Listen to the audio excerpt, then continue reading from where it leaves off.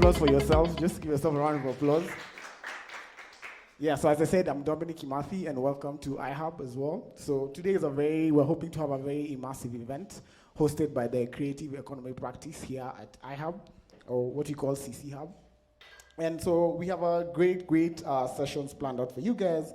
So we have a panelist session, but we want to start with first something immersive, virtual reality or augmented reality experience here that's going to be hosted by Firehide. So I'd like you guys to just step on and come to this other side, and you want you to experience whatever they have planned for. So we have our host today who's called Walid, who's going to show you some stuff. I don't want to give out all the secrets about what's going to happen, so please, there's a door right there that you can go through, but also be, okay, I know guys are excited, but it's just some housekeeping. Yeah, I forgot. I'm sorry, apologize. So I forgot. So some housekeeping rules. So the washrooms are right outside here if you leave. So the ladies is on the left and gents is on the right. We do have the lifts as well here that you want, and also we have stairs. In case of emergency, please don't jump outside, but there's a nice stair that you can go and a master in case of anything happens. But nothing is going to happen today. So now, yes, now we can run into the other side.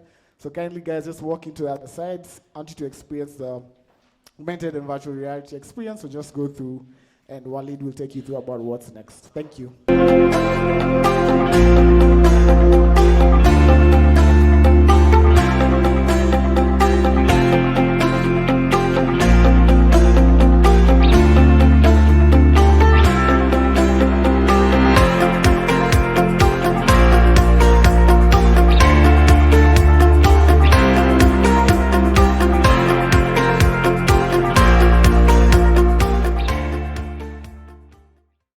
Guys, welcome back to our second session.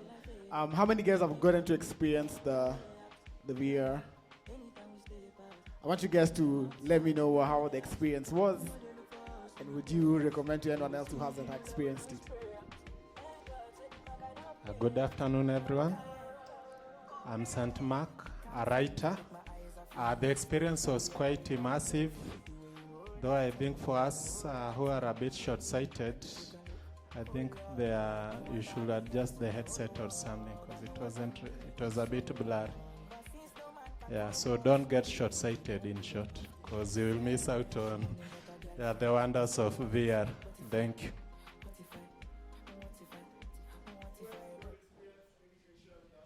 Hi everyone. My name is Thornton. I'm a graphic designer. So the experience was quite interesting. I'm more used to the gaming things, but seeing a story via the VR was a good experience. Yeah.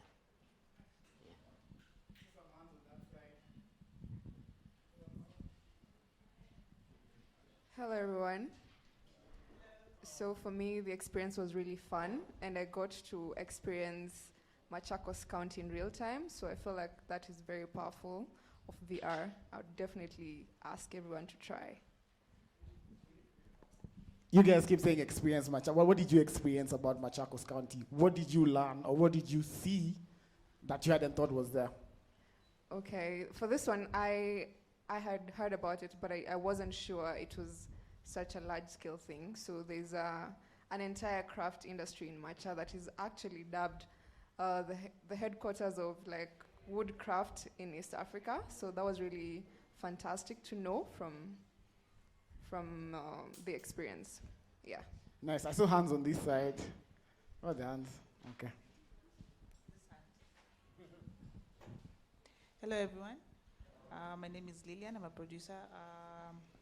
It was great to see the experience of the VR. It's a whole different angle to storytelling. That's why I'm here. Just want to know how I can incorporate what we do with this kind of screen, in quotes. Thank you. Nice. Last person. Anyone? Something to share? Who has never experienced a VR experience before? Oh.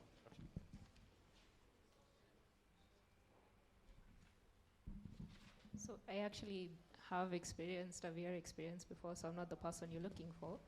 But to answer your previous question, I got to see around Machakos County. It was interesting because usually I just know it's dusty. And also it was interesting to hear the backstory behind the wood carvings, because you see them all over the place, but I didn't realize it was that big of an industry and that it had cultural importance. So it was cool to see, especially in VR. I second his claim. Kindly consider us people with short vision, with poor vision, for VR experiences. Yeah. Thank you. How many guys are from Machakos here? Who can confirm it's not a dusty place? So anyways, let's move on right to the second place. And she talked about something about telling African stories. So there are a lot of misconceptions and negative stereotypes that come about, and because we always have people from outside who tell our own stories, right? We need to be the ones that share positive African stories, because you actually are the ones who get to experience them, right? They always say that if the lion keeps writing the book, they'll always be the one who have the positive side of the story. So I want you guys to invite first. I want to welcome you again to iHub. I want to invite program manager for the CEP, Creative Economic Practice at CCHub, who's just going to introduce our panelists and also tell us what's going to happen in the next sessions. So welcome, Mercy. Thank you so much, Dominic. Thank you. I believe from what I've heard, guys have enjoyed the demo session. Just to let you know, we'll have it even after the panel discussion. But before then, please allow me to introduce myself and also introduce the organization. My name is Mercy Wanjuko. I am a program manager with the Creative Economy Practice at CCHub. What we do at the Creative Economy Practice, we have 4 areas of work, and our first area of work is in research. I believe we all know as creatives, we've seen a lot of interest in the sector, and so we are trying to build data around it. We're trying to make more informed decisions. We're trying to see how can the sector grow through the insights that we can collect from the ecosystem. And so we've run a couple of projects, and one of our most interesting research projects is called the Creative Vibrancy Index for Africa. Anyone who's heard about it? Yes. So the Creative Vibrancy Index for Africa is basically an index that demonstrates the vibrancy of different African cities. We showcased a number of cities across Africa, and if you go to that site, you can literally check the number of theaters, the number of cultural sites in that country. It's a live site. Through our research work, we're going to keep adding data into it, and so we are hoping that it's going to become a centralized source of data for the ecosystem, both, of course, for policy formulation and also for growth initiatives for the sector. Our other area of work is in investment and investment readiness. We do support creatives in terms of offering accelerator programs so that they can become more investment ready. And then through our CCHub syndicate fund, we are able to offer investments. Of course, there's a cap to that.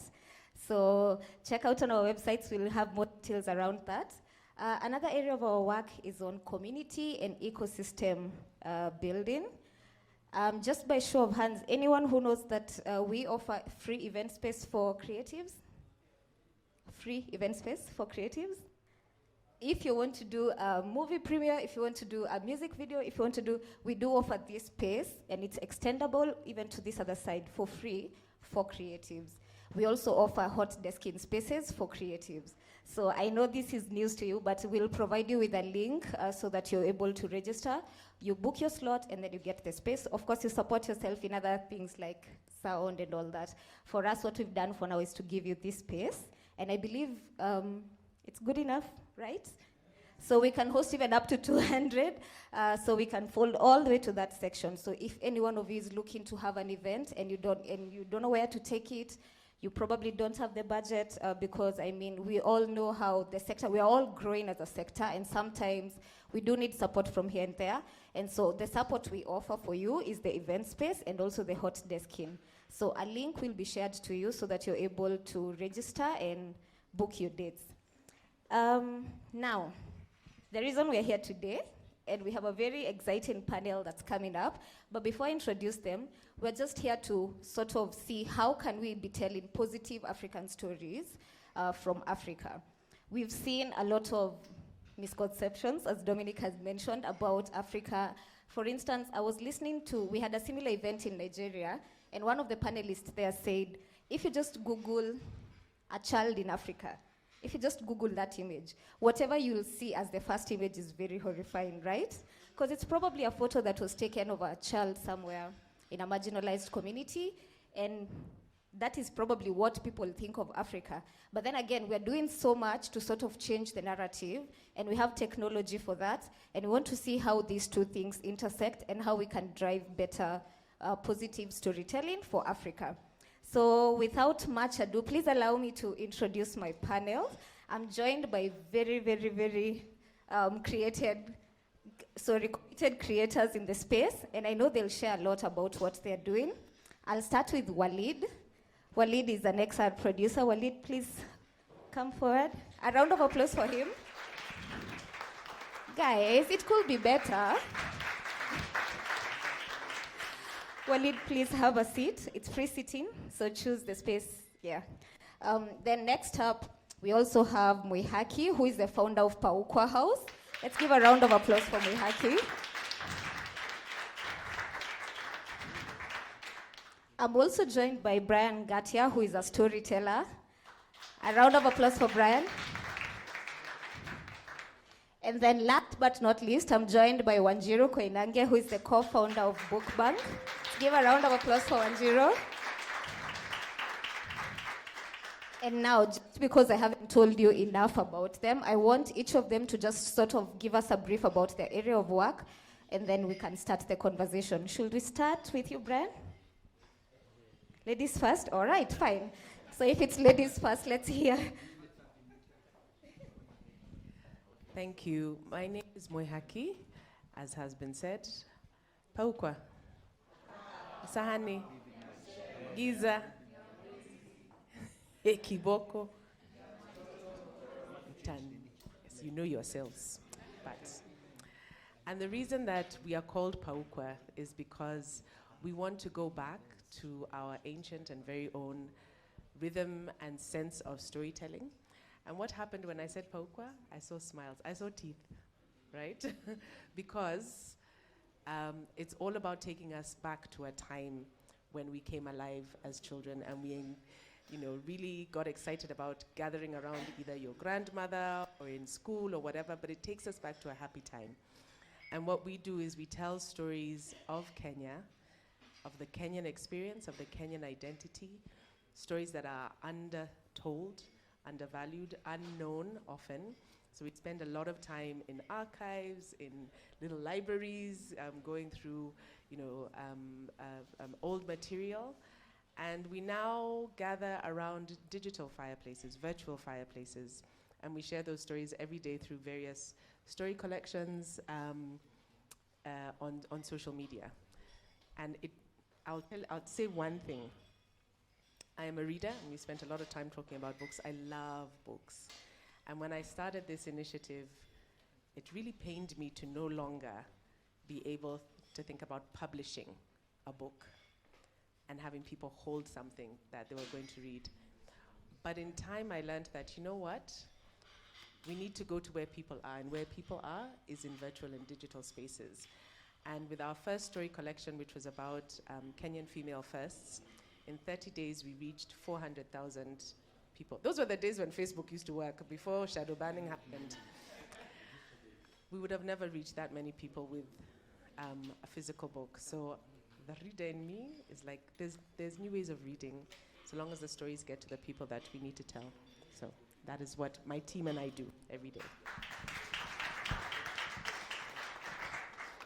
My name is Wanjiru Koinange. I'm a writer. Hang on, wait, I've been taught how to say this better. I'm an award-winning, best-selling author. My publicist has been training me well. And I'm also I'm one of two founders of Bookbank Trust, which is probably what we'll be speaking about the most today. Bookbank Trust is a 6-year-old nonprofit organization based here in Nairobi, and we exist to adopt and restore public libraries. We have 3 projects under our wing at the moment. The Macmillan Memorial Library is the first one. It's a library that kind of began this crazy journey. It's the oldest one in the city. If you haven't been to it, I'm gonna be inviting everybody on a tour, and I'm gonna be saying take a tour a lot throughout the course of this conversation. The other 2 libraries are in Eastlands, the Kaloleni Library, which is a children's library, and Eastlands Library, which serves everybody. Those last 2 have been fully renovated. They're, in my opinion, the best libraries in this country. and simply because they respond directly to the needs of the users. Before we even broke ground, we spent 2 years asking people, what do you want? Why do you come here? How can this space solve a problem for you?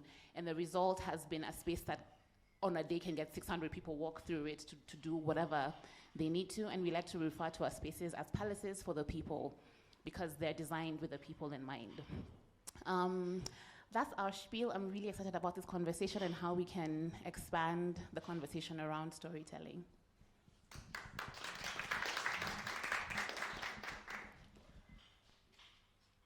Harambe! Harambe! Okay, that was an age test. It's an age. You've sold yourself out.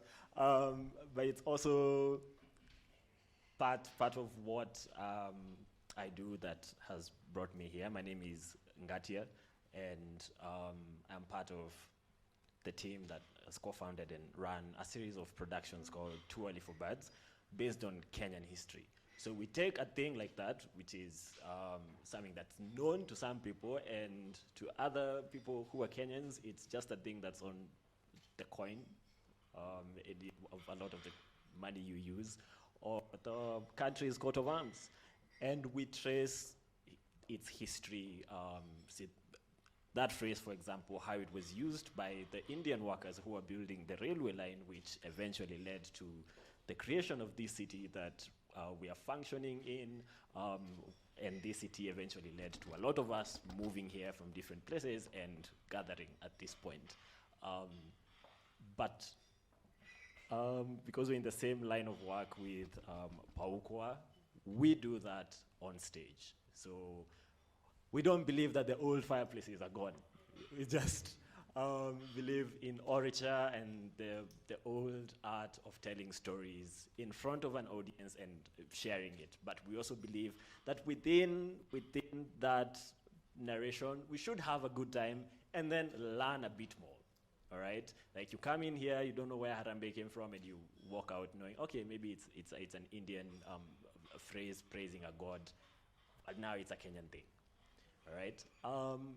We've told quite a bunch of stories in our existence since 2016.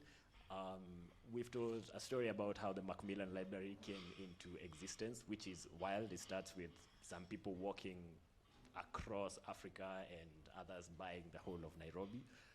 We've told stories about Tom Mboya, who was assassinated in 1969, about a lady called Muthoni Nyanjiro, who led a protest in 1922 trying to free Harituku. Does anyone know Harituku? Yeah. Do you know Harituku Road? Yeah. There was a massacre there where over 200 people died. One of them was Muthoni Nyanjiro. Our argument is that it should be called Muthoni Nyanjiro Road, but that's a totally different conversation. So, I'm part of that organization as a writer, a researcher, and a storyteller, and I'm happy to be here.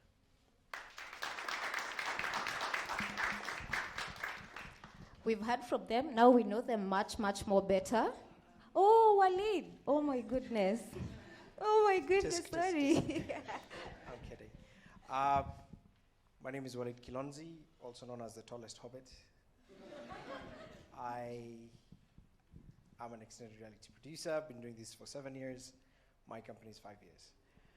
We tell original African realities. I think that's what we primarily do, because if you say virtual reality, augmented reality, these are superimposing realities into the digital world in a more immersive way. So we have reach from North Africa all the way to West Africa, to East Africa, to Southern Africa. Primarily, we work with multinationals to create internal communication stuff, but that's the boring stuff. Primarily, we try to tell narrative-based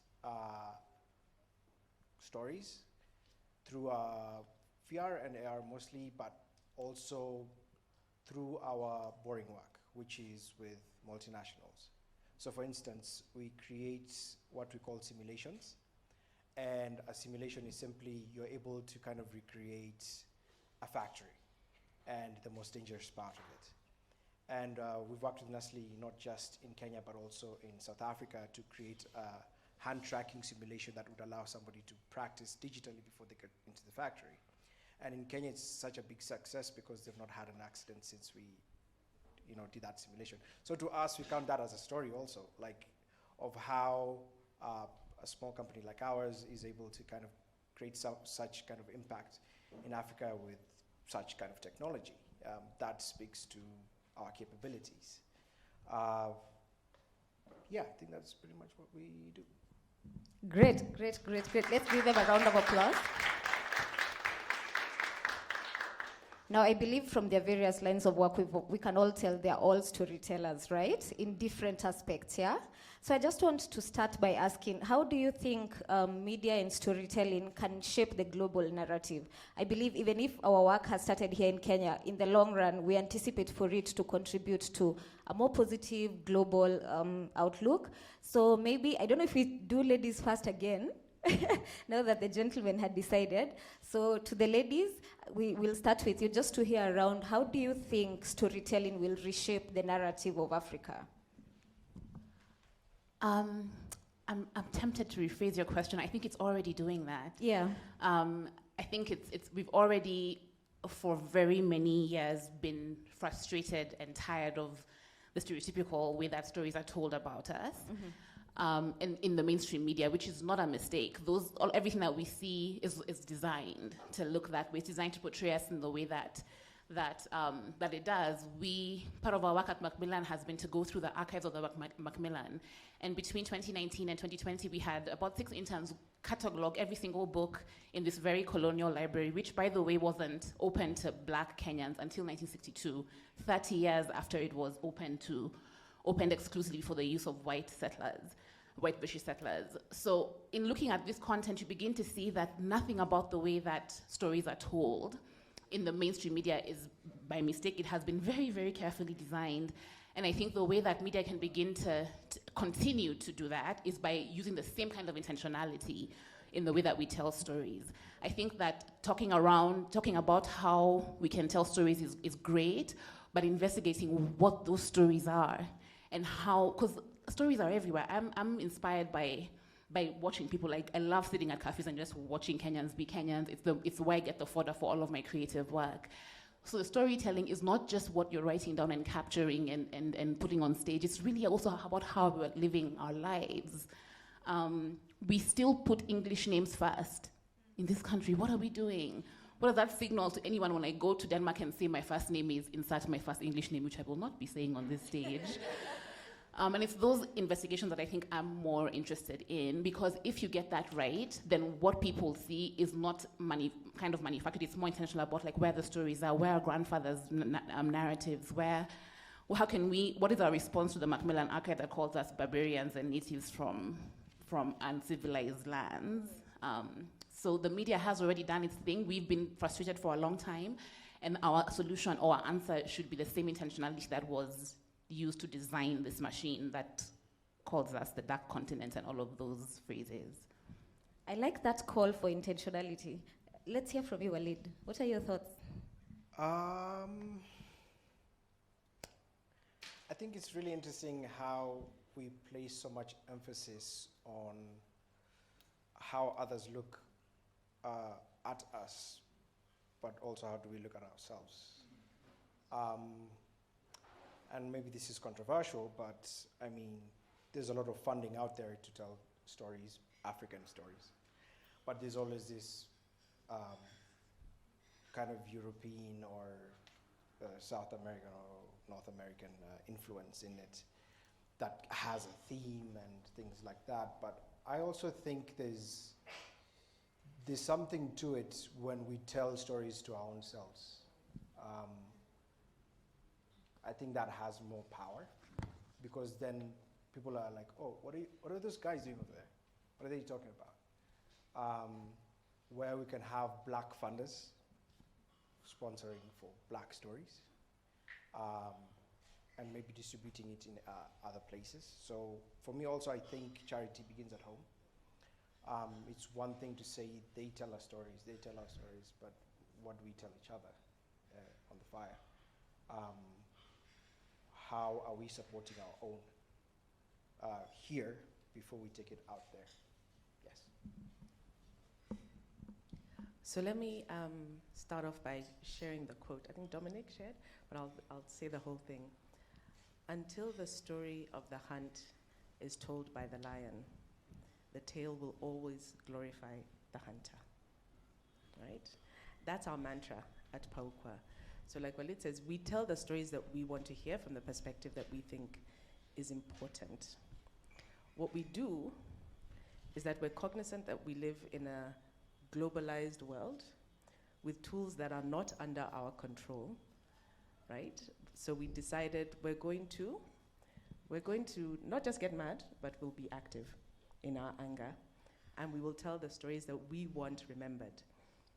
And let me give you an example. So I don't know if you know this, but about 4%, less than 4% of the content that is on the internet is generated from this continent.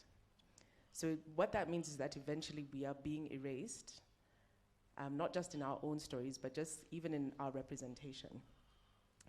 But we all use this internet every single day, right?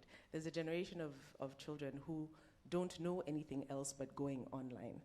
And so what we try and do is say that we will use these tools to be as vocal about the version of the story that we want ourselves. And I can't remember the year. I think it was 2017 or 2018. Dusit happened, right? You remember the terrorist attack? And horrible images were shown by global media in a way that they would have never done that for dead people in Western countries, but our dead were not honored.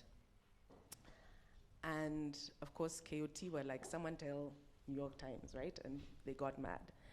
And what we decided to do was to get active, because we're like, you know what, people will, when they look up Dusit, what do we want them to see?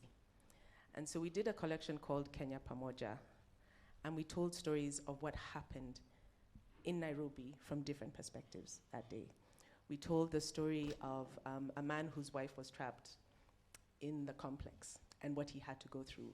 We told the story of a volunteer with the Red Cross who had literally joined the Red Cross like 3 months earlier, but everybody would see his jacket and be like, I need you, right? And so the fear that he was going through. We told the story of 2 cousins. One was working in the Dusit complex, in the Riverside complex. The other one was at school in Consolata. And they experienced this, and they share a name because they were named for the same grandfather. So they experienced this, a 7-year-old boy and a 25-year-old young man, in very different ways. We told the story of a reservist who came, to do what he had to do. We told the stories of people who were lost. And in that way, we humanized the experience of the terror attack, not just as the way that, oh, terror happens in Kenya, look, it's happening again, but we told the stories of people. And now when people search for that, they will not just see the New York Times articles and the rest, they will also see what we as Kenyans told. We told the story of how people donated blood. The mamas who came and gave tea to the people who were volunteering the whole night. That's what we want remembered. And so what do? We tell the tale of the hunt from our perspective, and we make sure that these tools that we have at our disposal, we've weaponized them for ourselves. And that's what we want to keep on doing. Not just getting mad, but getting active. I'll jump on the quote as well, but then I'll take it from a different perspective. The first time I encountered it was as part of a rap. And it went, until the lion learns to speak, the tales of hunting will be weak. It was done by Kainan, who is a Somali rapper and poet. And I was about, I think, 17 and delving into, I'm a hip hop fan and a poetry fan, and going into that, I got a perspective of Somalia that I had not encountered before. I'm a kid born in the 90s, after or as the Somali state was collapsing. And so a lot of the media that I consumed growing up and into my adulthood are very negative stories about Somalia. But then through the music that this one musician put together, I got introduced into an entire world I did not know existed. I did not know that Somalia has such a rich history in poetry. It's literally called the nation of poets, the only country in the world called the nation of poets, that its history goes way farther back than a lot of what we are taught as, European history and all that. That Somalia was trading all the way down to Mozambique 1,000 years ago, way before the Vasco da Gamas did their trips around to come and discover us. And if that quote hadn't been put in music and turned into such a beautiful thing that could capture me at that point, when I wasn't very interested in looking at that other side of that history, I would not have gotten into that. And I wonder what that music does to Somali kids. I wonder what it does to people listening to that who've not seen the representation of Hard themselves like that. And when that has come into my work, because I believe all media is connected. It's in music, it's what you see on screen, it's what you see on stage, it's what you see on your phone when you're scrolling. It eventually informs our identity. And he was saying there is, yes, what people see about us, but what do we see about ourselves? Consciously or unconsciously, we fashion ourselves from the stories that we consume. And on our daily basis, we are looking for stories. Our greetings are mambo, story, like, how are you? We're basically asking for stories every single time. And so the one tool we have that's constantly changing, that's constantly impacting people, is media in whatever form. And if we can intentionally, I'm stealing from the other speakers, but intentionally make sure that the stories we are telling open a point of curiosity, it feeds into how we see ourselves. Then we don't have to borrow from the outside. I bumped into something that Wahaki shared a couple of years back during the pandemic, when I was doing something totally different and looking into my history as someone who has Kikuyu blood in them.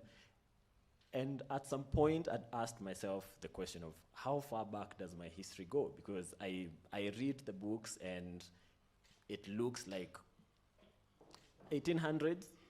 Before that, we were just gallivanting around, hunting and farming and all that.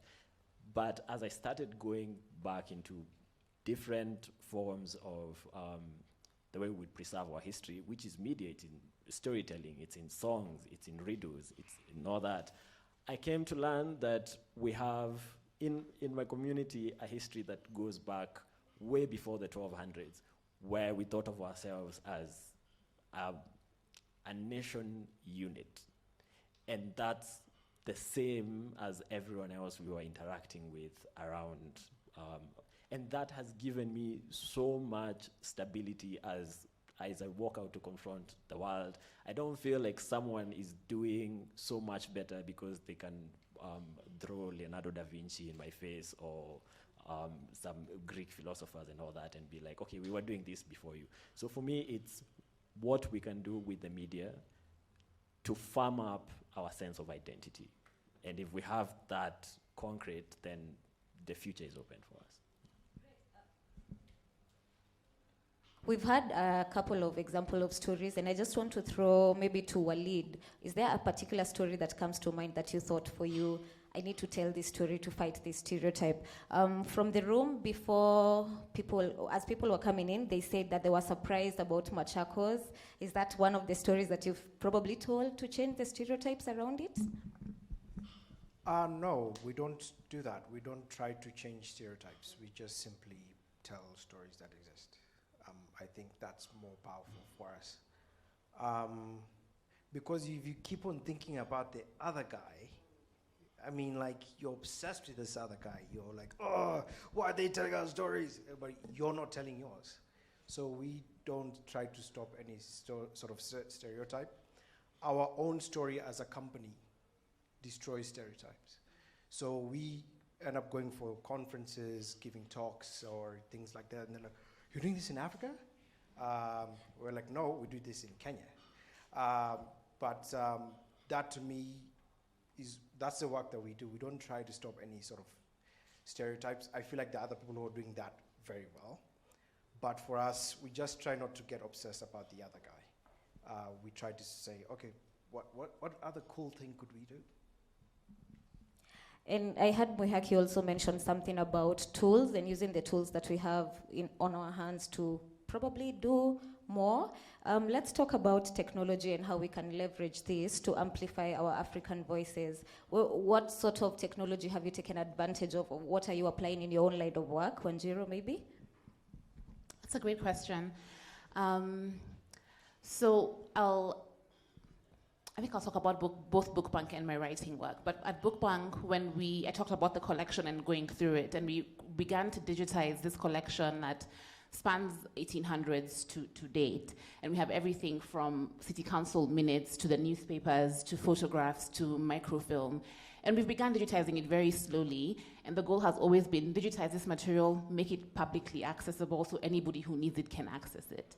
Then a year in, we sat back and we looked at the archive we're creating. We're like, hang on, this archive of the Macmillan's physical collection is going to look very similar to what we're creating digitally, because the gaps that exist in the physical collection, and by these gaps I mean that my story isn't in there, neither are most of the people in this room, my grandfather's story isn't there because the library wasn't designed for Kenyans, so the collections were for British settlers. The furniture, the statues, everything about that library is like walking into a 1931 time capsule.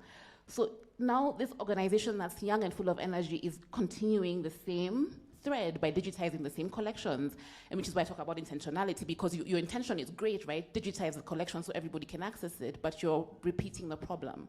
So what we did is we put out a call and designed a program called The Missing Bits, which was our response to these gaps. And it was very simple.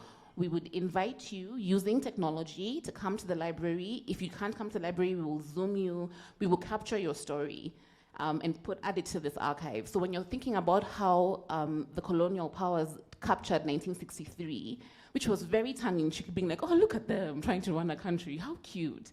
We can then ask my mother, where were you in 1963? Tell us that story so we can add it to the archive. So this very satirical piece sits alongside what my mother was doing, which, by the way, she was getting her hair done because she didn't know we were getting independence, because news didn't travel as much as it did then.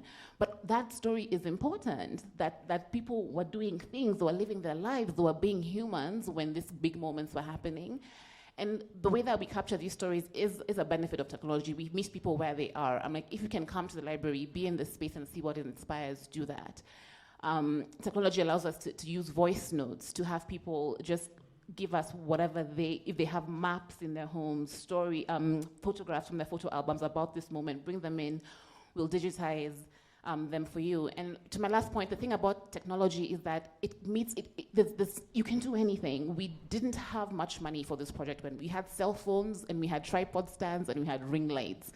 And we're like, we're gonna start with this and digitize as much as we can until we've proved our concept and been able to find the funding to then invest in the big equipment. But even with that massive investment, we were really intentional about using the kind of equipment and tech that we can use sustainably, because you can spend millions of dollars on high-tech tech from abroad, but then bring it here and you have no one to service it. So you kind of capture the story, the process at we think about the process at every single step.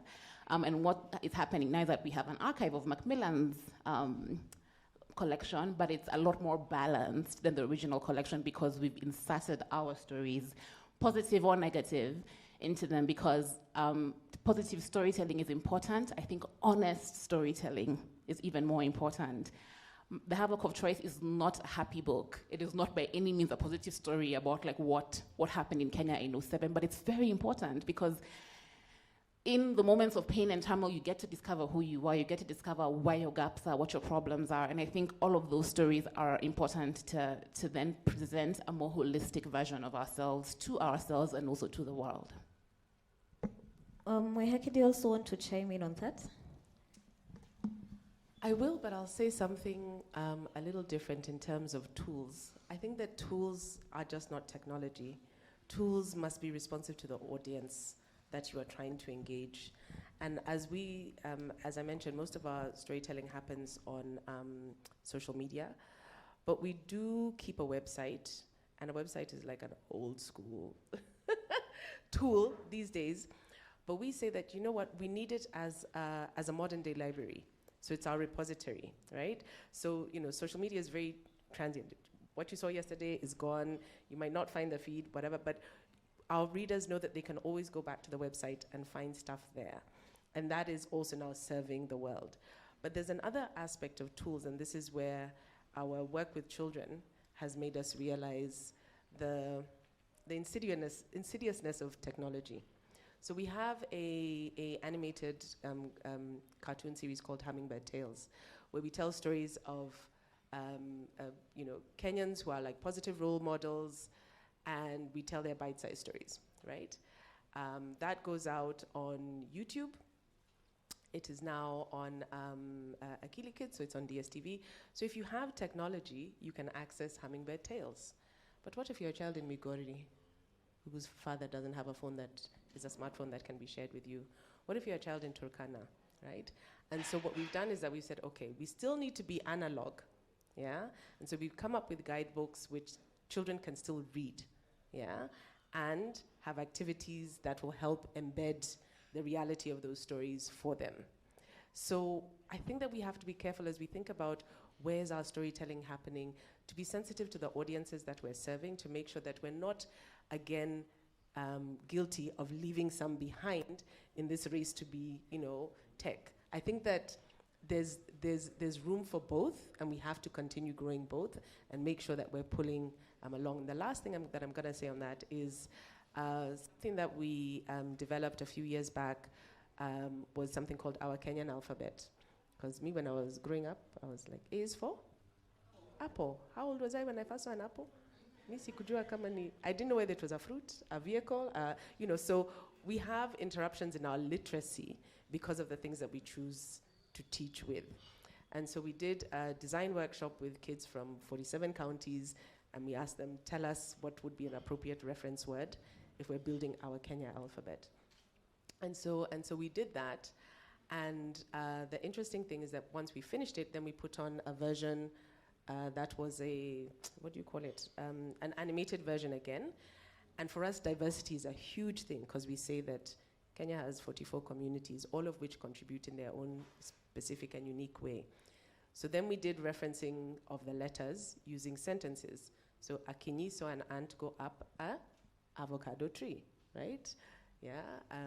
Galgalo followed the goat in the, so again, bringing names to reduce this idea of othering. And then what we did finally is that we got kids to do a dance of the alphabet and to use Kenyan Sign Language to then again communicate all these, G is for goat, H is for hyena, N is for Nairobi. So for me, the tools are we have to be intentional about making sure that the audiences we want to reach are not forgotten by the tools that we are using. Yeah. Oh, I like that so much. Brian, what are your thoughts around it? I'm very interested in the new. It feels strange saying new because it's not really, but the things we can achieve now that we couldn't even a few years ago. Internet penetration is at its highest point so far, and the kids in Migori, for example, some have TikTok. Kids in Meru have TikTok. And it may not be everyone, but I remember when I was in school, not everyone had a TV at home, but we would listen to movies. We had live podcasts. People would go and watch movies during the weekend, and then on Monday is like, acha nikwambie Chuck Norris.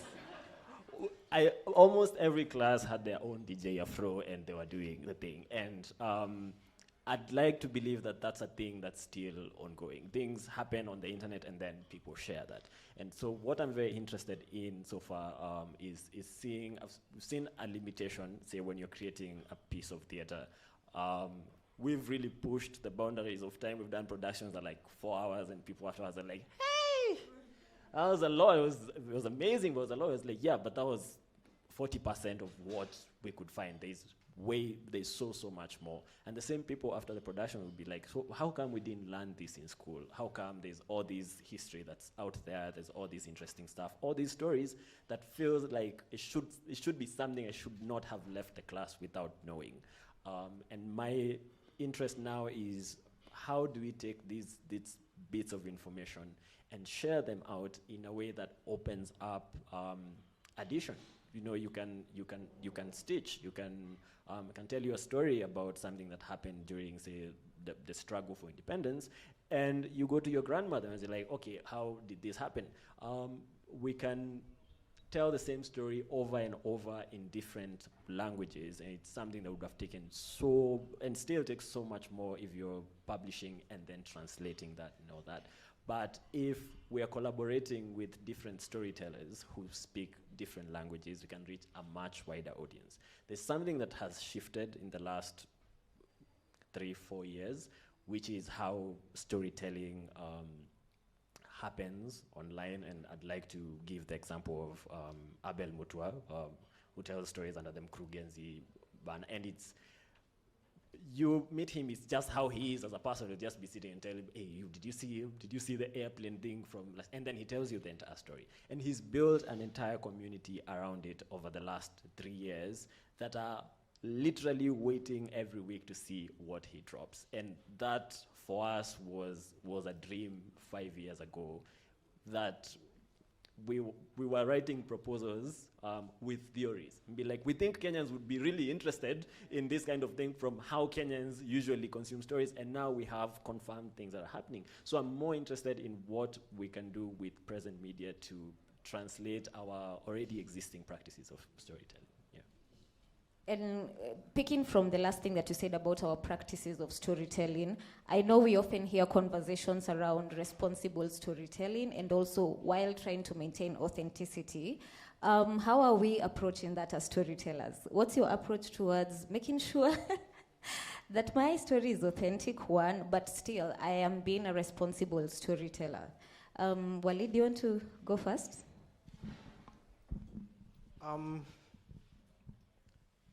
And in what sense, or what do you mean authentic? I think the word authenticity for me is the true definition of something in its real form without being altered by maybe other perceptions or something like that, or being affected by other social dynamics maybe. Just something in its own original form. How do you retain that as you storytell, but still exercise responsibility as you do it? I mean, this is a very interesting question, because what makes something African, right? Do we then take away the story of somebody who grew up in an urban area, kind of mixed with the Western stuff? We call that less African, or rather less authentic? Or do we then say the person who's in the village or Ushago has a more authentic African experience? And I think it's a very interesting conversation we've been having time and time again. And we try to not have a purist mindset. I think we can get more nuanced with that. We can say that an original African story could be somebody who watches Netflix and then has some chai or something. So, like, two things can be true at once, whereby when this already influenced society, which has been influenced by Western media or Western technology, but also it can blend with the things that we do. Because, for example, we went to shop for IP to turn into a VR game in Cape Town. And all the Kenyan games were Maasai. So that's because that's more African. And there was a small game whereby, for those who know what braai is like nyama choma or barbecue.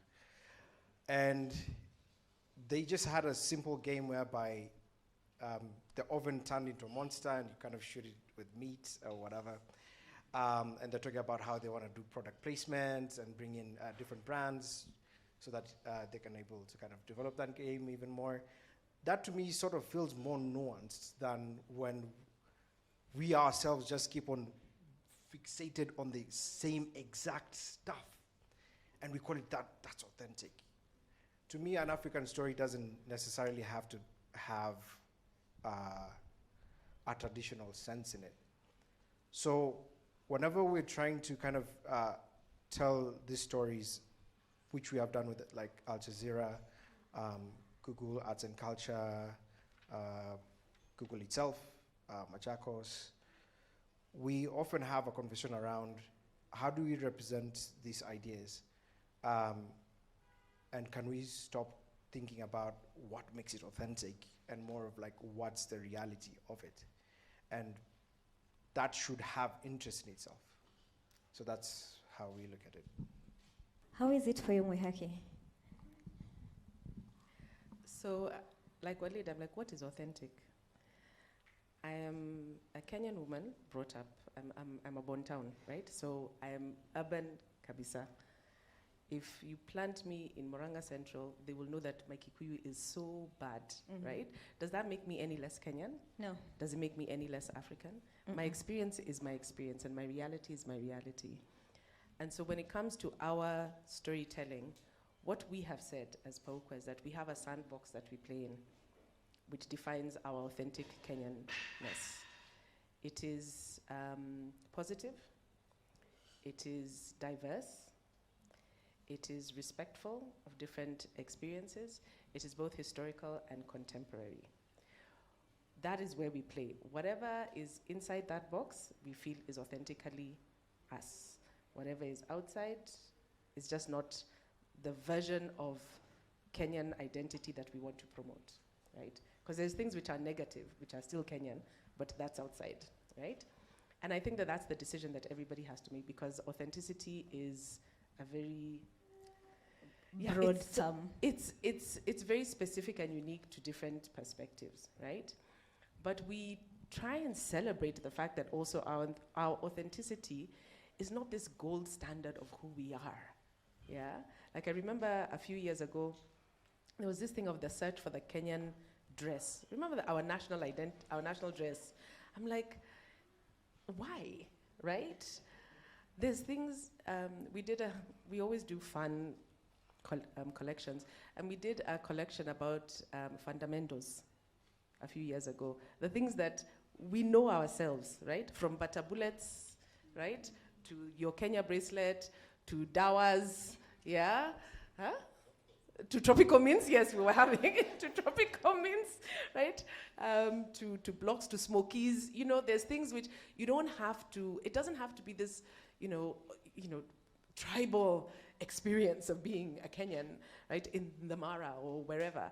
It's just those things that make us who we are. And we celebrate that to try and also say that our humanity is real time, it's messy, it's us. So, yeah, we have said our sandbox is where we play. Brian, do you want to share your final thoughts before we close this question? As they're saying, we're not static, right?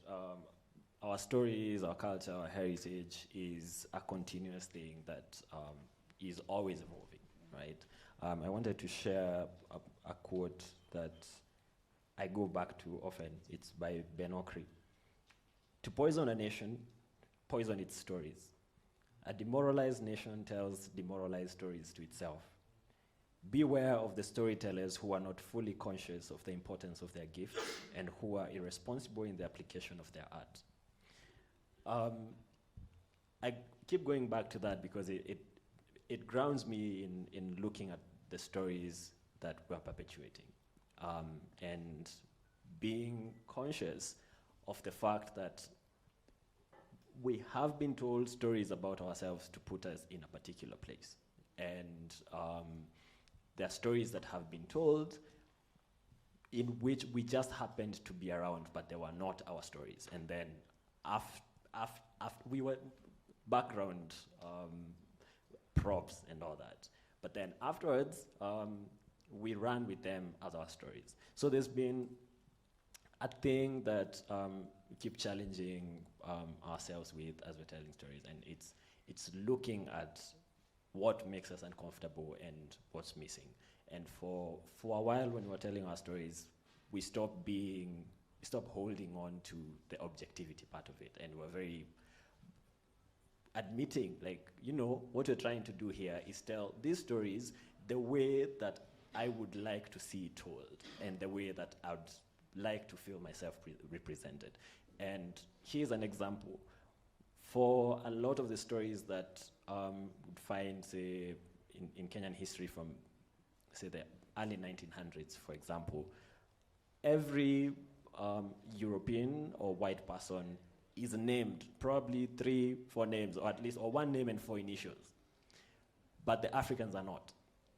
You're a warrior, a chief, a native, and all that.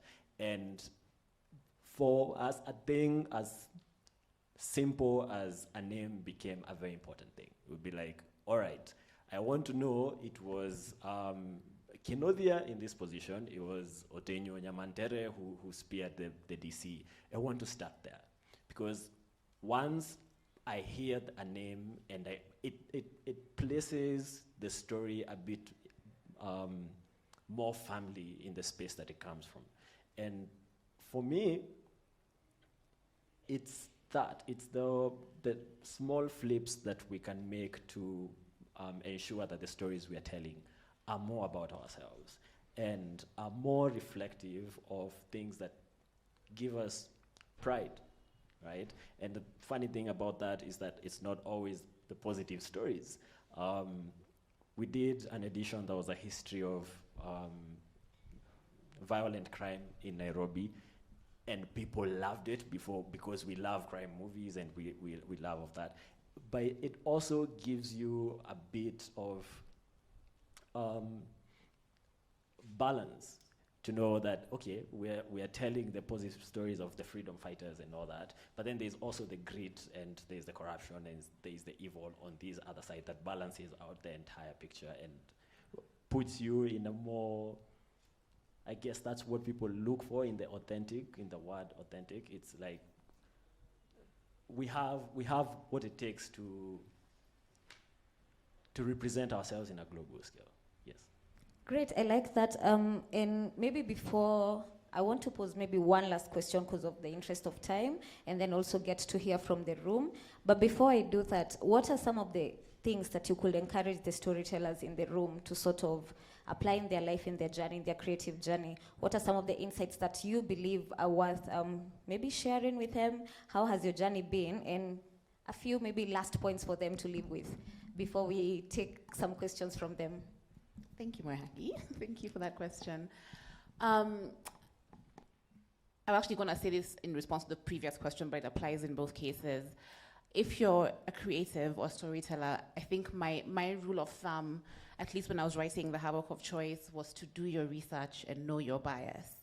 And that's how you can kind of cover your bases. The Havoc of Choice, just really quickly for context, tells a story of a family navigating the post-election violence of 2007, which, if you know, is one of the darkest parts of our history, our most recent history. I wrote that book because I wasn't reading the story of how families were torn apart by this violence. So I read the canon, I read every single thing that had been written about the violence. Then I went to the library in Cape Town, and I spent nearly 9 months researching. I was in Kenya. I watched on that election. I was intimately involved in it, but it was still interesting reading about it after all of the years had passed. And because I knew that if I have to write this book, I have to get it right. This moment meant a lot to every single person as a Kenyan. I couldn't mess it up. So from the time I began to write Havoc of Choice to when it was published, that was 8 years of research, of writing, of rewriting, of re-researching. And then when it felt right, I then began to investigate my own bias, because I know that I like the way you put it, I'm somebody with Kikuyu blood that flows through me. I'm a woman of a certain age, of a certain privilege, and I'm saying things about Kenya, about politics, about the thing that I still believe we care the most about is our elections. We're one of the most highly engaged citizens when it comes to the way that we vote. So I could not afford to get that wrong. And even if my bias led me to think certain things, say certain things, I wanted to be aware of what I'm walking into, because we all know Kenyans on Twitter. And I didn't want my book to be undermined by something I could have fixed with research and knowing my bias. So what did I do? I found the person in Kenya who was the most different from me. He was a male, much older, he was low, and I'm like, please read this book, tear it apart, let me know all of the things that triggered you. And we had the most honest conversation I've ever had about that book. And when that book came out, it was ready. Because if I was saying something about Kenyans, I was sure that I'm either saying it with my full chest or that it's true. And with, obviously, not all stories need 8 years and all of this work, but you need to also understand the value of the story you had in your hand, because I was writing The Havoc of Choice because I wasn't reading this about this moment that I still think we haven't addressed well. And to do it service, not just for me, but for the people who would read it, the people who would be triggered by it, I had to really, really look my bias in my face and be like, can you say these things? And can you mean them? And will you live with yourself? And that's, I think, has been my kind of SI unit for everything that I do. Do I have my facts right? And then even after I do I acknowledge all of my blind spots? Do I see them? Can I find someone who I trust to show them to me? Because we like to think that my story is mine, but it really isn't. You're representing people who feel that connected to you, whether or not you invited it or not. Because you're Kenyan, because you're black, because you're a woman, someone's gonna be connected to you, and you have a responsibility to them because you've chosen the life of a creative. Do your research, know your bias. I like that. What's the question?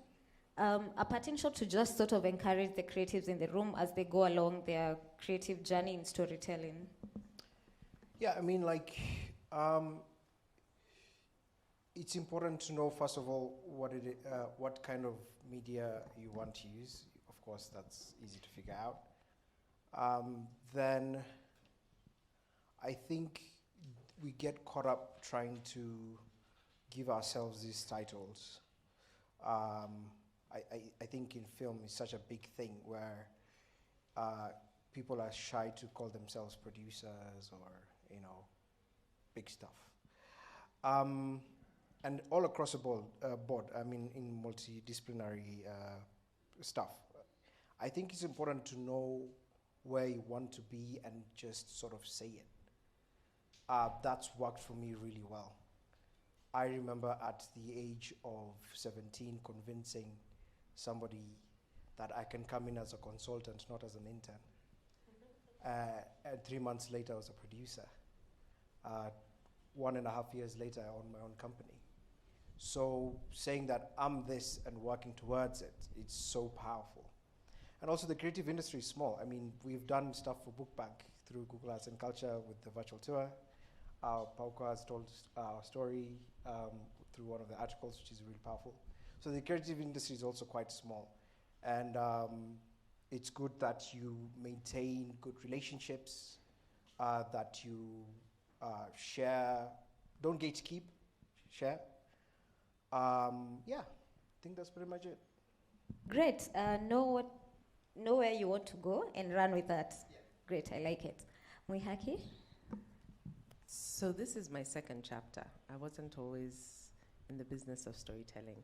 I worked in public health for 20 years. And then as my mother says, I went and I had a midlife crisis, which I'm really enjoying. So when I left employment and I just decided, I want to tell stories. It's like, I have no skills. I didn't go to school to become, I would never study communications. I'm just always a person who really loved words and felt this pain point of, why don't I see stories that represent the Kenya that I know? And I remember calling Susan Wahongo, who of Footprints Press. So I'm like, oh, can I buy you coffee? I just want to learn how to publish, how to write, She's like, no. Not because I don't have time for you, but because just start. Don't think about all the things that are in your way or that you don't have that will not allow you to become a storyteller. Just start. She's like, where have you been writing? So I'm like, well, when I travel, I write on Facebook. She's like, yeah, start with Facebook. That's actually where Pauko started. We started just writing stories on Facebook. I was like, okay. Because what happens is, like Malcolm Gladwell says, you need 10,000 hours. And the only way you build 10,000 hours of your craft is by starting. It'll be messy at first. Anybody here ever been to the gym? You've been to the gym? Do you know what you look like on the first day in the gym? It's not pretty, right? And you're looking at other people who are like, ooh, ooh, and you're like, "Guy, when will I reach?" But because you keep doing it, you get better at it. And because you put your work out there, because that's the other thing that as a creative is very scary, you get feedback on what works, what doesn't work, what people are, how you're reaching your audience, yeah? So for me, my biggest thing, and you will feel imposter syndrome, I promise you that, but just start. Guys, just start. Get started. And the imposter syndrome doesn't end because I don't know what I'm doing here with these people. Yeah, it never ends. Have fun. My God, make sure there's fun in it. Follow the things that give you, especially if you're going to work in Kenyan history and African history. Fun is very important because that stuff is painful. It's going to hurt you, it's going to break you in many ways. And jumping right off that, a lot of the things that are going to break you and hurt you are the things that you don't know and that you don't expect are going to be there. So let go of everything you think you know. It's good to be within that space.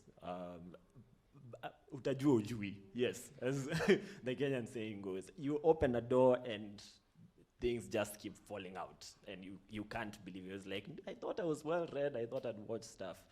Just let go of everything you think you know. I was saying the fun stuff because it's also related to how you end up telling your stories.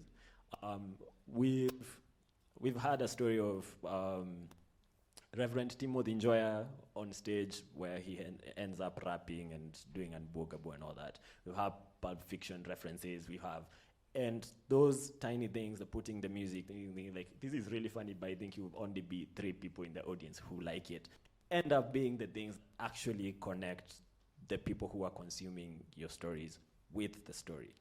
And the last would be trust yourself, trust your gut, trust what you have. If the language you have is Sheng, chapa your story na Sheng. That's me. Book Bank will open the Eastlands library and you'll have an audience. You come to the CBD and you'll find a thriving community of poets who've been doing poetry in Sheng, people who are telling stories in Sheng, people who are writing scripts in Sheng. If your interest is in music and you still identify as a storyteller, still follow that path. It's gonna open up what you need. And trust that your audience is there. We started telling stories. First show at the Kenya National Theatre had 300 people. And that was the peak of my career. It's like, I'm going home, I'm going back to Meru, I'm done with this thing, Nairobi menijua. A couple of years down the line, we had the Tomboya show, which 5,000 people showed up. I'd been in theater for 10 years, I'd never seen that at a show anywhere. And a lot of people were arguing that Kenyan theater is dead and it's all that. But people were showing up and be like, this is my first time watching theater, I'll now be going for other shows. Like, my God, we've become evangelists. That wasn't the plan. The plan was just to tell a couple of stories. But there are so many people out there waiting for your story the way you tell it. Whether it's on Facebook, on theater, with VR, at the libraries, people are waiting for your story. So trust yourself. You don't have to do it the way other people are doing it. Your way is enough. It's interesting that you've mentioned Sheng because recently I was seeing a TikTok creator who cooks, but his voiceover is in Sheng, and I literally could not comprehend what he was saying. But then again, what he's trying to share is the recipe for the food, and you still get to see, regardless of whether you understand Sheng or not. So I like that. Chef Islando, they should follow. Yes, Chef Islando. He has very complex version of Sheng, and he does very interesting recipes and all that. And he has had so much growth. So use whatever means you have, whatever language you have, whatever you have, you're ready to run with it. Let's give them a round of applause.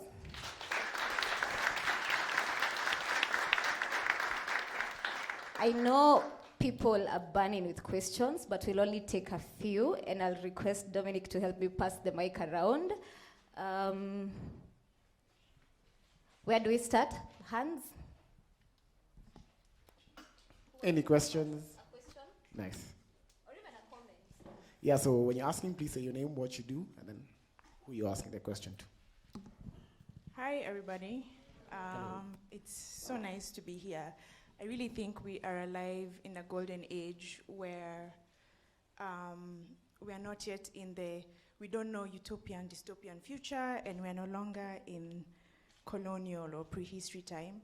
So it's so fantastic to be in such spaces as a contemporary African. It's a question, rhetoric. Sorry, my name is Koisan. Hi.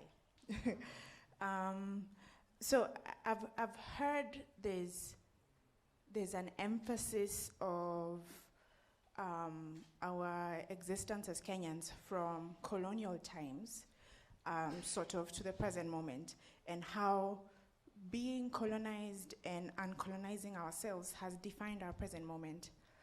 But like you said with Canaan, there is a piece of our history which in the West is called prehistory, right? Where we have Manse Musa, and you said like Plato and Greek philosophers. Greek philosophers got their information from Kemet, which is Egypt. Egypt got their information from Zimbabwe, which is basically our neighbor, right? So we are the ones who, I mean our ancestors, are the ones who civilized Europe. How Michelangelo and Leonardo da Vinci are famous is because they were literally whitewashing portraits of royalty, because up until that point, royalty was always with melanin, right? And that's in Europe, but if that was Europe, can you imagine, therefore, what Great Zimbabwe looked like? What, because these lines on a map are not real, they're just lines on a map. What is a Kenyan, what is a Somali? We often have a lot of bleeding cultures and traditions and words. A lot of Kikuyu is in Xhosa and Zulu, you know? So for me, like you experienced, for me, knowing that liberated something in me so deep, so profound, that I don't fight stereotypes. It's fine.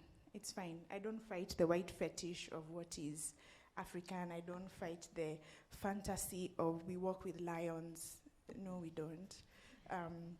So I'm just wondering, because in my practice as a fashion designer, architect, and artist, I try to look back into antiquity, prehistory, not so much the colonial stories, but that time before, channel my internal Manse Musa, or appreciate that Van Gogh was famous because in Europe there was the Victorian art, which was very realistic. But Van Gogh was revolutionary because he had friends who owned ships that used to come from Africa, and he was mind blown by our masks, by the deconstructed way in which we express our art, and that is the emphasis of Van Gogh. So for me, there was a liberty in knowing all these things we call Western are mine. They're mine from long time ago. Someone painted them white, right? So what role does that knowledge play in leave people in rooms like this? People in rooms like this are already very spiritually aware, very self-aware. What's the role we can play as the like top of the pyramid of awakening? What's the role we can play having this information to then trickle down to sharing our stories with ourselves? Because he mentioned that, right? And I feel the big problem with Africans telling each other our stories is a lack of self-worth. And that knowing of what we are in our purity before colonialism, slavery, blah, blah, blah, blah, all that noise was a grand and amazing past that still had very ordinary exchanges and interactions. Yeah, so I don't know if that's a question, but question.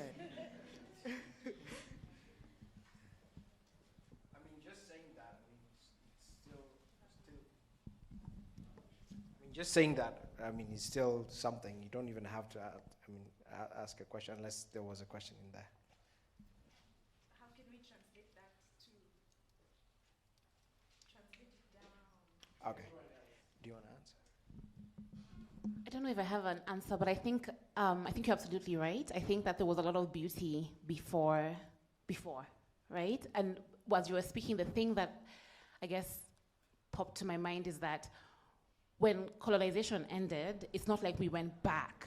We just continued, right? We didn't go back to our traditional religions, for instance, our way of life. We kind of just continued what we were, to a large extent, we continued what we were told to do. And that's where my kind of friction is.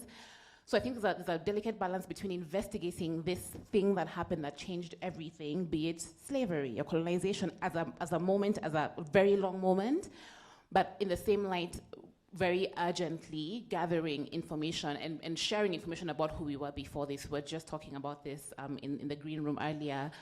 A big pressure for me is that I need to write about my ancestors urgently, and even if I'm not writing about them, I'm capturing the story of who they were, because then we have a more eloquent thing to return to. So we can be like, okay, this is what happened in 1963. We are free, but how can we continue to free ourselves? I keep going back to names because it really bothers me, and we're probably going to have to design a program at the libraries that allows lawyers to come and donate their time to change the order of names. Because again, we continue to underestimate just how much this colonization thing affected us in our education. Our penal code still has silly things like loitering as a thing you can be arrested for. What is loitering when you have unemployment like we do? Like, what does that even mean, right? So I think I'm gonna take a challenge from your rhetoric to think about how we can better strike that balance between this moment that changed everything and who we are before, and how we can then move more eloquently into some kind of utopia. I don't even know. More questions, but Yes, I just want to. You reminded me of a quote. I can't remember who said it, but it's colonialism did not start African history; it interrupted African history. And part of the narratives I was saying have been handed to us, like that idea that whatever happened before was prehistory, because it wasn't. It was history. It's just that to a certain point, history was conceived as the white man story, specifically. Everyone else, if you didn't fit that color as soon as race was invented and you were not in that gender, then you were not included in history, right? And I like the things you're pointing out about how information was flowing around the world, from Africa into Europe, into the East, the Arabic world and the Muslim world, saved a lot of the philosophical writings and all that later, that came from Africa and went to Europe and went around and added to all that. And we need to remember that has been going on over and over and over and over. And even now, there are things that are coming back that originated here.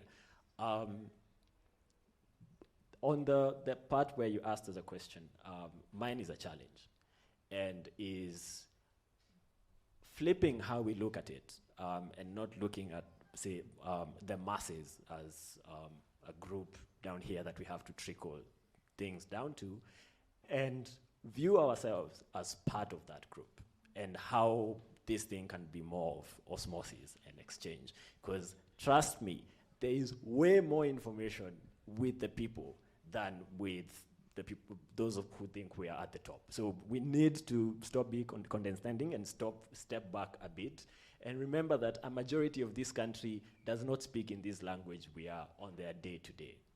A majority of them are speaking, telling the stories, singing songs, riddles and proverbs and all that have been in existence for hundreds of years. Yes, there's been a huge effect of both colonialism and the post-colonial state we've been in, but I grew up in Shags.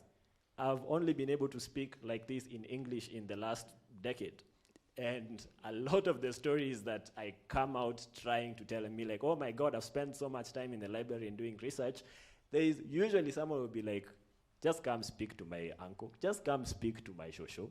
And you go and you speak to them and you're like, why was I even in the library in the first place? Because that perspective was flawed, the translations were totally off, and this person either experienced the thing firsthand or they grew up around someone who experienced that story. So step back and ask yourself how what's already out there can trickle into you and how you can use your privilege and your position to amplify it. Yes. Okay, good afternoon. I go by the Duke of Agoro. I'm a fashion designer and visual artist. So my commentary and partly question is the kind of media that we've consumed that has informed a lot of our perceptions about the topic of today come in forms that were not prevalent or even existent during the time of the writing of these histories we are talking about, which informs the fact that the people who wrote this history, they were celebrating their heroes, as it may be put. Their heroes are villains in our eyes in a lot of aspects, but they are heroes to them nonetheless. So the question is, because history and the past is only a memory, and the only way that it can affect how we feel and how we perceive is if we cling to the memory, when at the same time we're experiencing every day the present times. So the question is, as creatives, who are our new heroes, and how are we cementing the contributions of these heroes to cement their place and the impact for the future generations, because today's present is tomorrow's history. Thank you. I agree with you 100%. I often, and this is very controversial, I often have this fear,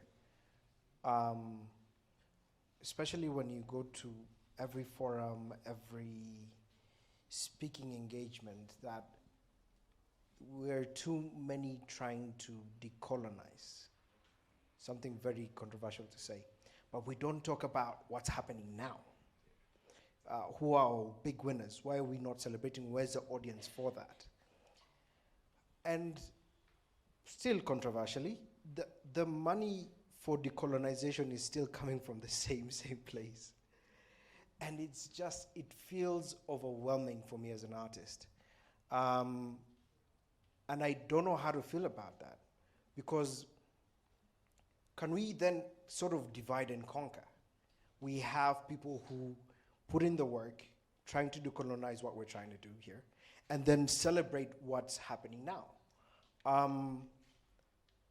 I kind of feel sad sometimes where you go to like this really nuanced storytelling events, and people win big.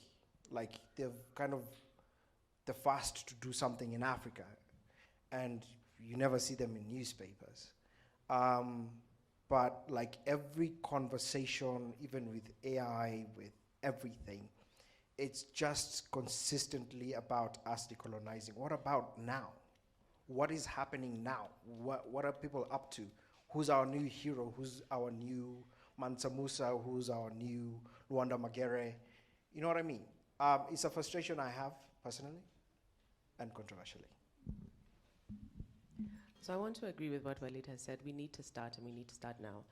And as frustrating as it is to feel the anger of not being recognized in the past, what a loss if you don't do anything with that frustration. Yeah, the stories that we tell for our children's series are about people who are living now, right? Because they need role models. And whenever children are told to write about their heroes, invariably it's Wangari Maathai, it's 5 names, basically. And what we said, remember that sandbox I told you about, historical and contemporary? We also say that we want to take down this idea that the nation builders of our country are only the people whose names are known up here. They're everyday nation builders who literally are more powerful because they're doing work in their community And then the other thing that we always do, because we all didn't go to Alliance, is that whenever we tell a story, we start from the primary school that person went to and the secondary school that they went to. Again, we're trying to democratize the fact that excellence comes from everywhere. It's about the fact that you're showing up, right? And when you hear the stories of, the cartoons that we have are of Kakamwasa, Abbas Gulet, Zain Verji, Rachel Masake. Some of these names you might know, probably many you don't. But they're doing phenomenal things today because the history of tomorrow, of my great-grandchildren, will be the stuff that's happening today. And so I want to encourage us all. Much as we get angered about what has been done to us in the past, let us not be guilty of perpetuating the same because we're stuck in our frustration. Thank you. We'll take only one last question, right? Just one more. And I hope I didn't lock in Brian's thoughts. Okay, sorry. So, I echo what Walid and Moihaki have said, but I don't think we need a new Mansa Musa. I think we need Walid, we need Shiro, we need Moihaki, we need Brian. What you're doing in this time, I don't think we need to repeat versions of the past. So the story evolves because of what you're doing, what you're doing, what you're doing, what you're doing, and becomes something else. So I'd like to bring kind of this idea of evolution or of growth or of transcendence into it and house it in this question of how are we visualizing the future. It's quintessential to understand your past, but as Brian said, when he heard that lyric, when he heard that sentence or that bar, it helped him to understand and he used the word stability. So it grounded you in yourself, in who you are. And that's what you need to tell the new story. So yeah, that's just what I wanted to say. Thank you.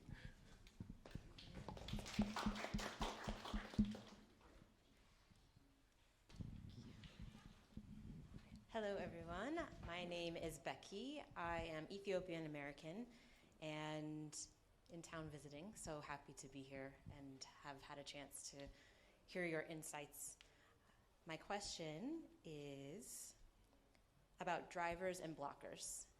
I'd love to hear from some of you what are some of the resources needed to unlock and improve some of the statistics that have been shared. So, for example, Moihaki, you mentioned that there's only 4% of the stories about this continent coming out of this continent. What will it take to double that, triple that? Obviously, we want it to be nearly 100%. Secondly, Walid, you mentioned Black funders need to sponsor Black storytelling. In your vision, does that mean diaspora? Does that mean others on the continent? When you say funders, does that mean investment? Does that mean grants? I'd love to hear, as working storytellers running full-on businesses devoted to storytelling in different forms, what do you need and what do you see as really the drivers for change? Thank you. Now that I have the mic. So we're registered as a company limited by guarantee, which means that we're a nonprofit. And that means that any money we make, we must put back into our institution. It was a very nice and noble and actually, I was in all the fields when I was setting this up, but I'm glad that we did it. Whenever I meet people and I tell them, oh, I'm a storyteller, what do you think is the number one question that I get? How do you make your money? Yes? How do you make your money? And we make it by using our superpowers as writers for commercial gain. So we write stories for clients, whether those, we tend to, again, our sandbox does not change. So we write stories for clients who are willing to work in the realm of the factual, the positive, the pro-Africa, diversity, all of those things which are important to us. And so we write stories, we've done coffee table books, we've done documentaries, we make money from that, and then we use that to fund ourselves to be able to tell the stories that we want. I was very intentional about this because the world I used to work in was a donor-driven world. And I knew the things that one had to give up to take grant funding. And I said, I don't want to be hampered by that from the beginning. And luckily for us, the model has worked so far. Our only full-time staff are the ones who work on our mission work, which is the Kenyan storytelling, which people see on their whatever's every day. We work with different partners to do the other work, the commercial work. And what has happened is that in time, because our voice was clear, it was not hampered by other people's ideas. In time, people started coming to us and saying, we'd like to fund you to do more of the work that you're currently doing. Can you know the way that you tell those stories? Can you do it for children? We're like, fantastic. We wanted to tell it for children, but we didn't have resources. We thought we'd do it in 5 years. You want to fund us to do that? We're very willing to do that, yeah? So I think being bold enough to stand on your own recognizance in terms of this is the version of my voice that I want heard is really important. It's scary because you're like, oh, where's money coming from? But it's interesting in that we've now been around for 7 years. It's amazing that people are looking for the stories that we tell. And a lot of times people are like, Ati, you do what? How? And then when you explain it, they're like, oh, I get it. But unless there was something physical for them to see, they wouldn't have been able to tap into that. I wanted to say something about your first question, which was about, you see, no, I didn't write it down. Okay. Yes, drivers, no, there was something else, because the question I just answered was actually for Walid. Yes, because I wanted to say something important that I recently found out about that. We're great at putting out our content, right? But again, like I said, we need to weaponize the way in which that content is seen, yeah? So if anybody here was ever on a Zoom call in those early days, remember how it just used to cut off your head, right? If you put a background blur, you disappear as a black person. And the reason that used to happen is because the way that the Zoom platforms or whatever, video platforms were built, they were always built using people with less melanin. So it literally could not recognize that an African person was a person. That's how we got erased, right? And a lot of people did a lot of work to make sure that that was reversed. This is what happens when you're missing from the conversation and when you're missing from the platforms that are currently driving the world. The wonderful thing about us right now as African content creators, we create content on the daily in our languages, but where do we hover? On social media. AI does not build from social media. AI builds from the internet. So if you are not posting that stuff which is you're creating on TikTok, on Instagram, on Twitter, and putting it also on the place where, you know, the mind sweeps are being done for identity, then again, you're missing in the conversation. So how do we double? We make sure that we use these things to our advantage. We can create on TikTok for the numbers of followers, but we make sure that it's on the internet for posterity. Thank you. I'm really excited that you asked that question, and I'm struggling to think where to begin. But I'll quickly kind of break down what we're doing. So we have so much interest in policy, capacity building, and creating a market. So with policy, it started out, let me first talk about Craft Reality. So Craft Reality is our initiative to kind of train artists to use XR. So we're like, there are a lot of funders out there who are giving out a lot of money. We don't have that money, but we don't like their contracts because they are really taking advantage of artists. So we sat down with my lawyer and we spent so much time, and I spent so much money trying to come up with a contract that is very fair. To the point whereby we ended up having a conversation with somebody from Cape Town University. We're like, could we talk about IP? Because people tend to not take advantage of that.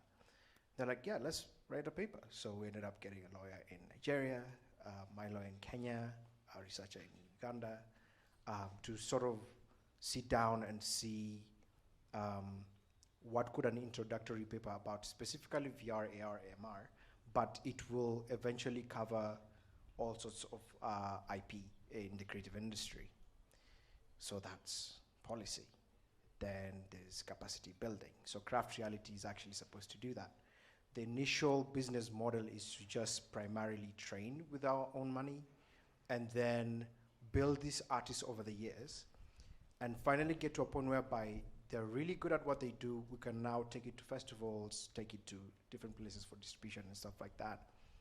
And it became so, we did our initial trainings last year, and we soaked in the events, in the events, insights and conversations to the point whereby we're like, we don't usually apply for funding, so how do we fund this? Little by little, companies saw what we were doing, and they're like, yeah, we'll help. We'll kind of push this for you. So they're like, okay, yeah, let's do this. So we spent so much time and money and our own trade secrets trying to train artists to make stories with this new technology, not for novelty, to kind of just get into the next step of storytelling, next phase of storytelling in Africa. And then the third one, I forgot what I said. Building the market. So we tend to create our own market in a very funny way. We work closely with the government, and most of our partners are we already contract for them. So we're the contractors. So we'll know this company often assists government to do certain stuff, so we'll be like, hey, that government officer wants to do this. And then we go to the government officer, like, they want to talk to you. So we kind of match make them, and then we end up doing it. So we pick guys from Craft Reality to come and sort of do that. Or sometimes we do pitch with guys from, co-pitch together with guys from Craft Reality. So as we continue sort of making that market slowly and slowly, more intentionally, people are like, oh, okay, so it's not a novelty thing. It fixes this issue, it fixes that issue, and so on and so forth. So we've invested too much money in people to kind of drive that sort of impact, whereby we can tell these interesting stories, we can provide solutions, we can put bread on people's tables with this new technology. And that, to me, just the fact that we're doing it and the stories that come out of that, to me, are even more powerful than the stories we tell. Because there will be a conversation in the future about how we often talk about film came to Kenya, we talk about the music industry and its history, and eventually we're going to start talking about the past of XR and how that looked like. And to me, I'm excited about that because we're doing it responsibly. We're trying to give solutions and stuff like that.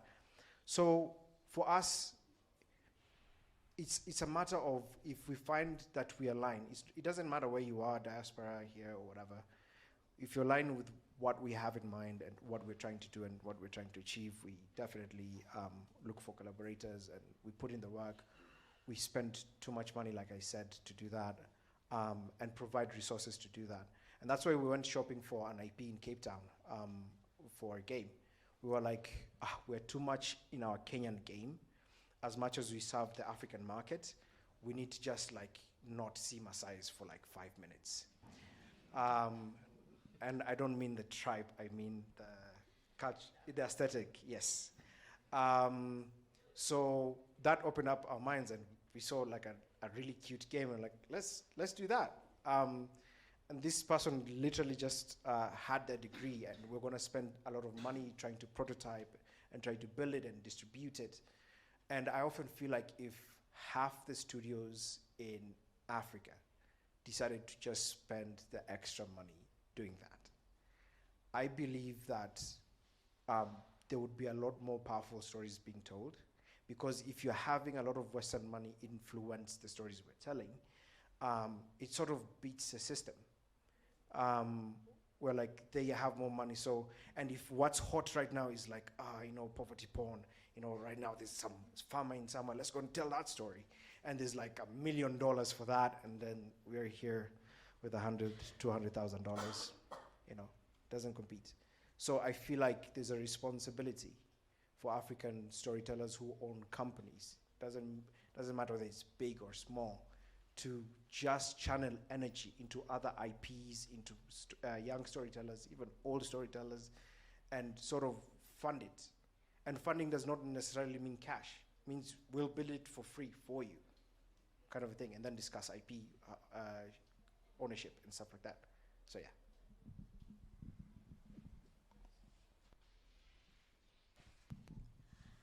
I believe I'm not the only one who feels like we've had such an insightful conversation.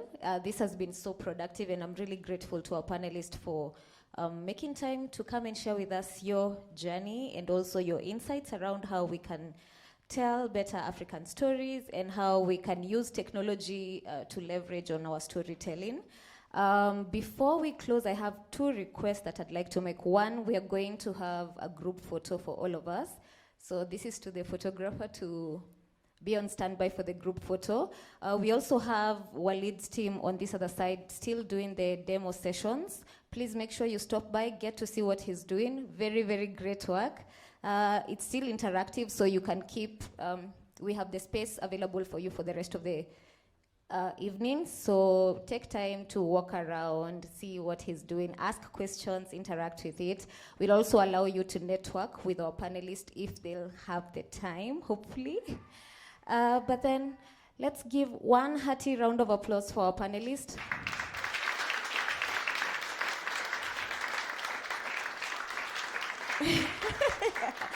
We have some gifts for our panelists. I'll ask them to be brought forward.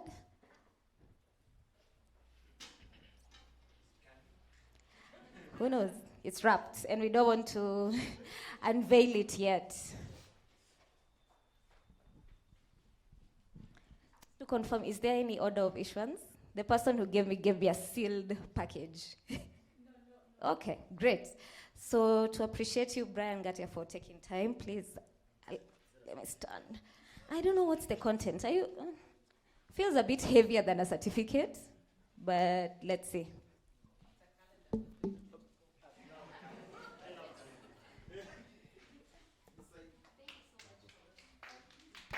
Guys, round of applause from Gatia.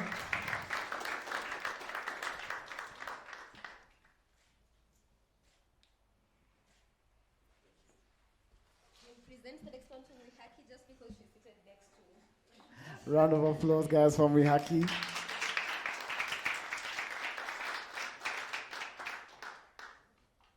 Walid, I also have something for you. Yeah. Guys, another round for Walid.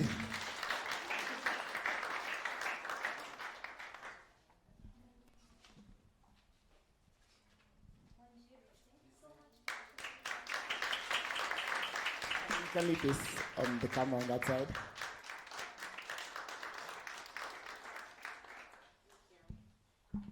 Okay, once again, a big, big, big thank you to our panelists for making the time and for sharing your insights with us. We are truly grateful for what you've shared with us. I believe we leave here with a lot of insights. Personally, I've taken, maybe I can share my key takeaways. One, intentionality. Let us tell stories with intentionality. And then I've also taken away that African stories do not have to be traditional. You can still tell an African story without it having to be traditional. So that is a great takeaway for me. And then use the tools that you have, and while at it, ensure the tools that you're using are responsive to your audience. So those are my key takeaways, and I want to leave it at that. But before then, let's give ourselves a round of applause to the audience. And also to the great team behind the scenes who are part of organizing this, the iHub team, the crew behind. Let's give a round of applause. Lastly, I know I promised you people a link for the Stawi Spaces. We call this the Stawi Spaces. So if you're interested in hosting an event here, if you're interested in being part of our co-working space, and we also have a podcast recording studio downstairs. If you'd like to utilize the space as well for free, reach out to our team. I'll have my team wave so that you can get to know who can answer this. So we have Naomi at the back, and then Wanjiko. In case you want to get the link for the space, just reach out to them, and they'll give you further details. Thanks to Dom, my fellow MC. Yeah, for the photo that we'll take, I'll just request that we pull these seats in front and then just have the team stand behind. I think that will be easier. Yes.